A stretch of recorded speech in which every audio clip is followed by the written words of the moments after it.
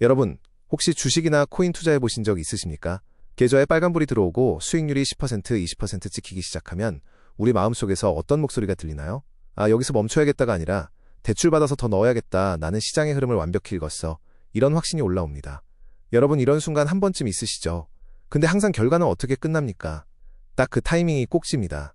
그 다음부터는 내려갑니다. 아주 정직하게 무너집니다. 자녀 교육도 똑같습니다. 아이가 초등학교 때 수학시험 100점 한번 받아오잖아요. 그날부터 머릿속에서 의대 진학 프로젝트가 돌아가기 시작합니다. 학원 시간표가 회사 프로젝트 일정표처럼 바뀌고 아이는 점점 숨이 막힙니다. 그런데 시작은 뭐였습니까? 그냥 100점 한 번이었습니다. 직장도 마찬가지입니다. 승진 한 번 하고 통장에 전에 없던 돈이 찍히는 순간 갑자기 내가 이걸 다 컨트롤할 수 있는 사람처럼 느껴집니다. 쉽게 말하면 이겁니다. 우리는 상황이 조금만 잘 풀리면 이건 내 실력이고 나는 이걸 전부 지배할 수 있다라고 착각합니다. 그래서 문제는 거기서 시작됩니다. 멈춰야 할 타이밍에서 멈추지 않습니다. 굳이 더 가져가려고 합니다. 남의 영역까지 넘봅니다. 그리고 결국 어떻게 되죠? 다 잃고 나서야 정신이 번쩍 듭니다. 이상하지 않습니까? 왜 우리는 항상 이 패턴을 반복할까요? 왜 적당히를 못하고 끝까지 가다가 무너질까요? 오늘은 수천 년 전 고대 랍비들이 남겨놓은 굉장히 날카로운 이야기 하나를 통해 이 질문을 한번 정면으로 다뤄보겠습니다. 인간이 왜 이렇게까지 통제하려고 집착하는지, 그리고 그 끝이 왜 자꾸 무너지는지, 그 흐름을 같이 따라가 보겠습니다. 오늘 우리가 함께 걸어갈 흐름을 먼저 간단하게 잡아보겠습니다. 어렵지 않습니다. 처음에는 그냥 이야기 하나 듣는다고 생각하시면 됩니다. 수천 년 전 양피지에 적혀있던 문장을 그대로 읽어보겠습니다. 그리고 거기서 멈추지 않습니다. 그 문장을 하나하나 뜯어봅니다. 쉽게 말하면 겉에 붙어있는 이야기가 아니라 그 안에 들어있는 구조를 꺼내보는 겁니다. 왜 이런 표현을 썼을까? 이 장면은 뭘 말하려는 걸까? 이런 질문을 계속 던져보는 거죠. 그리고 그 다음 단계에서 재밌는 장면이 나옵니다. 동양의 오래된 지혜를 가져옵니다. 맹자도 불러오고 노자도 같이 앉혀놓고 비교해봅니다. 전혀 다른 시대, 전혀 다른 문화인데 묘하게 같은 결론으로 수렴하는 지점이 나옵니다. 마지막 단계가 제일 중요합니다. 이걸 그냥 좋은 이야기로 끝내면 아무 의미 없습니다. 우리의 출근길로 가져와야 합니다. 우리 통장으로 가져와야 합니다. 우리 아이 문제로 연결해야 합니다. 그래야 이게 지식이 아니라 도구가 됩니다. 정리하면 이겁니다. 옛 이야기를 듣고 그 의미를 해체하고 다른 지혜와 연결하고 결국 내 삶에 적용해보는 겁니다. 오늘은 이 흐름 그대로 끝까지 한번 밀고 가보겠습니다. 오늘은 탈무드 아가다 비오엘 1부 2장 29절에 대한 이야기입니다. 원문의 전반부입니다.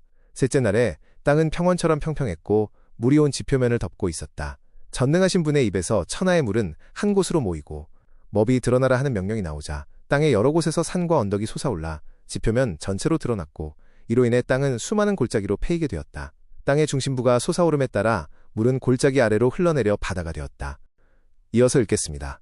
물은 즉시 교만으로 부풀어 올라 처음처럼 온 땅을 다시 덮으려고 솟구쳤다. 그러나 거룩하신 분께서 물을 꾸짖고 굴복시키셨으며 자신의 발바닥 아래에 두시고 친히 그 범위를 한 뼘으로 재어 늘어나지도 줄어들지도 않게 하셨다.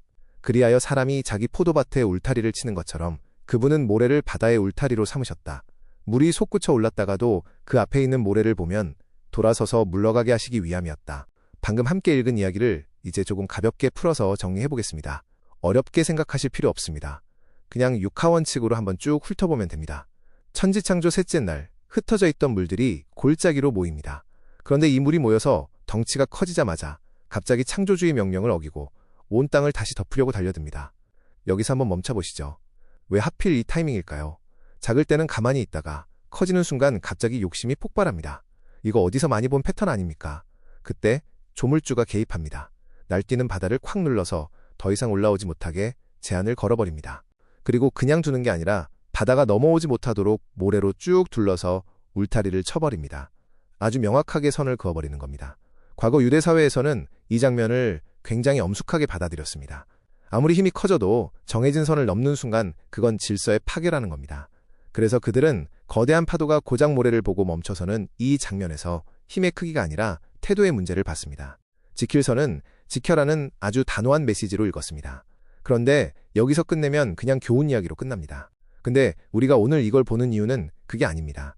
이걸 조금 비틀어서 보면 이상한 지점들이 하나씩 보이기 시작합니다. 아주 사소한데 한번 신경 쓰이기 시작하면 계속 걸리는 그런 포인트들입니다. 이제 그 이상한 지점을 하나씩 들여다보겠습니다. 먼저 첫 번째 이상한 점부터 가보겠습니다. 방어벽의 재질입니다. 여러분, 진짜로 생각해 보십시오. 수천 톤짜리 바닷물이 미친 듯이 밀려옵니다. 그러면 뭘로 막아야 정상입니까? 당연히 콘크리트 방파제, 거대한 바위, 최소한 무겁고 단단한 걸로 막아야 상식이죠. 그런데 여기서는 전혀 예상 못한 게 나옵니다. 모래입니다. 발로 톡 차면 날아갈 것 같은 그 모래알이 경계선입니다. 여기서 한번 웃음이 나옵니다. 이게 진짜 막히겠어 이런 생각 들지 않으십니까? 근데 이게 굉장히 역설적인 장면입니다. 단단한 바위는 파도랑 정면으로 부딪히다가 결국 깨집니다. 버티다가 한 번에 무너집니다. 그런데 모래는 다릅니다. 파도를 막지 않습니다. 대신 충격을 흡수합니다. 힘을 나눠버립니다. 그래서 결과적으로 파도가 스스로 지쳐서 물러나게 만듭니다. 쉽게 말하면 이렇게 정리할 수 있습니다. 강하게 이기는 게 아니라 부드럽게 버텨서 이기는 구조입니다. 이걸 우리 삶에 그대로 가져오면 굉장히 아픈 장면이 나옵니다. 큰 불안이 밀려올 때 우리는 보통 더 강해지려고 합니다. 인간관계도 끊고 스스로를 더 몰아붙이고 완벽한 방어벽을 세우려고 합니다. 그런데 실제로 우리를 버티게 하는 건 그런 거창한 결단이 아닙니다. 아침에 일어나서 이불 개는 것, 회사 가서 그냥 자리에 앉는 것, 동료한테 형식적으로라도 안녕하세요 하는 것, 엑셀 파일 한 줄 채우는 것, 이런 시시한 반복들입니다. 여러분 솔직히 이런 거 대단해 보이지 않죠? 근데 신기하게도 이런 힘없는 루틴이 쌓이면 인생이 무너지지 않습니다. 이게 바로 모래의 역할입니다. 별거 아닌 것 같은데 결국은 그게 우리를 넘어가지 못하게 붙잡고 있습니다. 두 번째 이상한 점은 물의 태도 변화입니다. 잘 들어보셔야 합니다. 물이 지표면에 그냥 흩어져 있을 때는 아무 문제도 없었습니다. 조용했습니다. 말도 잘 듣는 존재였습니다. 그런데 이 물들이 한 곳으로 모입니다. 덩어리가 됩니다. 이름이 생깁니다. 바다라는 존재가 됩니다. 바로 그 순간입니다. 텍스트는 아주 짧게 말합니다. 즉시 부풀어 올랐다. 여러분 여기서 멈춰보시죠. 왜 하필 즉시일까요? 준비도 없고 고민도 없습니다. 커지는 순간 바로 변합니다.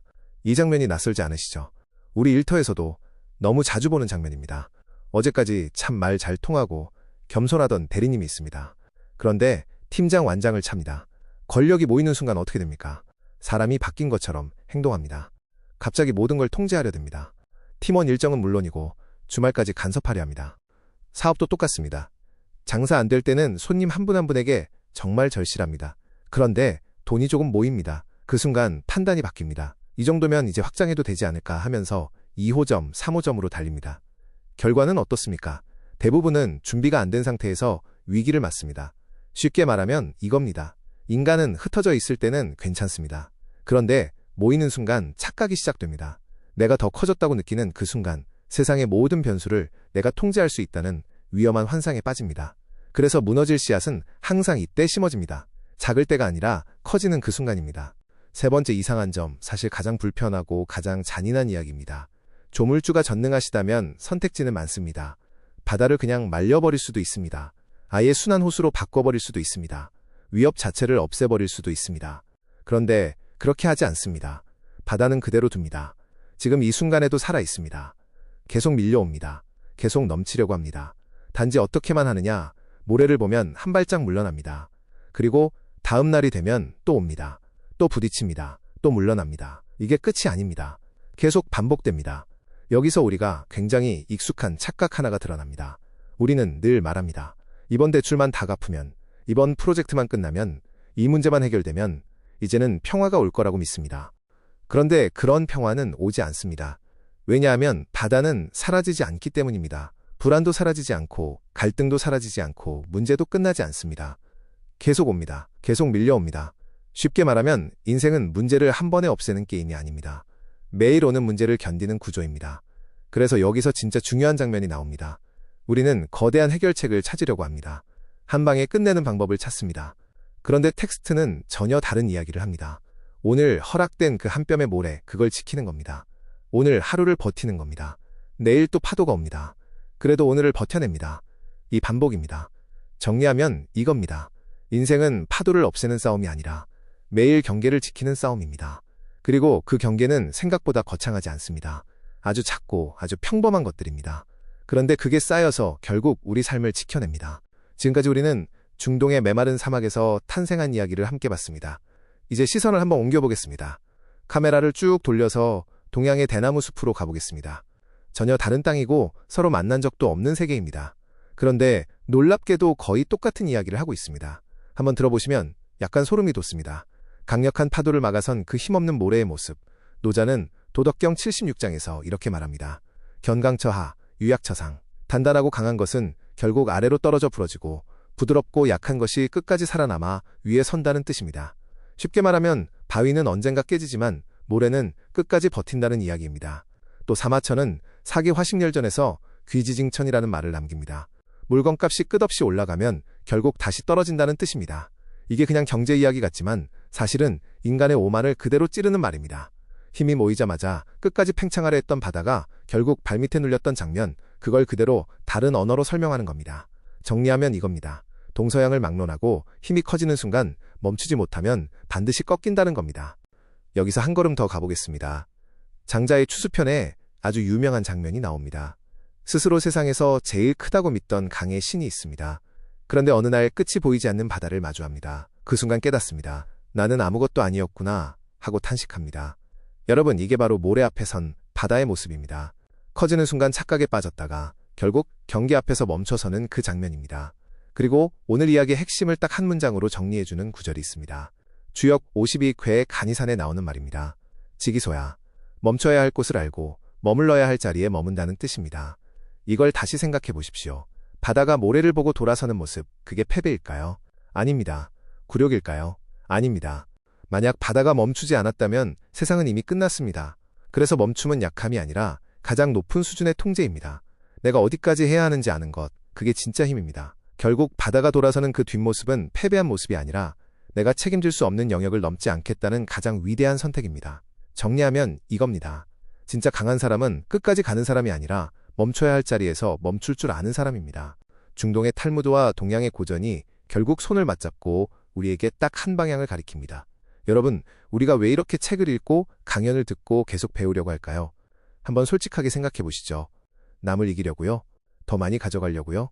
남의 영역까지 침범해서 내가 더 큰 사람이 되려고요? 그렇게 생각하면 배움이 점점 무기가 됩니다. 근데 오늘 이야기의 결론은 정반대입니다. 진짜 배움은요, 내가 세상의 중심이라는 이 지독한 착각을 깨는 데 있습니다.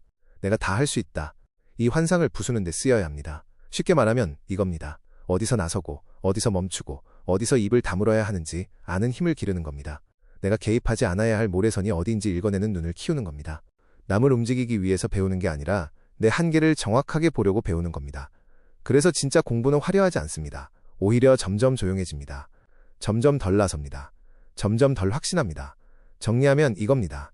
어른의 공부는 더 가지기 위한 무기가 아니라 내가 멈춰야 할 자리를 찾는 기술입니다. 자, 이제 이 이야기를 우리 현실로 끌고 내려와 보겠습니다. 머리로 알면 아무 의미 없습니다. 우리 출근길에, 우리 통장에, 우리 인간관계에 바로 꽂아보겠습니다. 첫 번째, 우리 머릿속의 착각입니다. 사람은 이상하게 내가 선택했다는 순간 통제하고 있다는 느낌을 받습니다. 실제로는 똑같은 확률인데 내가 고른 것에 더 큰 의미를 부여합니다. 여러분도 이런 경험 있으시죠? 괜히 내가 결정한 건 더 잘 될 것 같고 내가 고른 길은 다를 것 같고. 근데 삶은 그렇지 않습니다. 우리는 통제자가 아니라 흐름 속에 있는 존재입니다. 그런데도 매일 아침 오늘은 내가 다 컨트롤한다는 마음으로 출근합니다. 여기서 이미 첫 번째 착각이 시작됩니다. 두 번째, 인간관계입니다. 직장에 꼭 있습니다. 내 마음대로 안 움직이는 사람, 말이 안 통하는 사람.